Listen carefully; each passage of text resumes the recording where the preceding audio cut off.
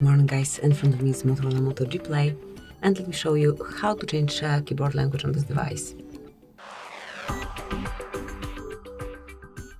So at first you have to open new message or any other area where you can input some text. Here it is. And we've got two languages right now, so it's English and Hebrew. If you want to change it, tap on settings icon, select languages, tap on edit. Here you can remove unnecessary language if you want to.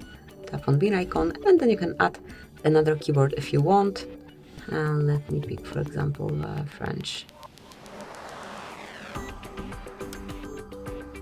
Tap on done, and now you can go back and smoothly switch between languages the same way, so you can smoothly use French over here. This is it. That would be all. So this is how you can manage keyboard language. Thank you for watching. Please subscribe our channel and leave the thumbs up.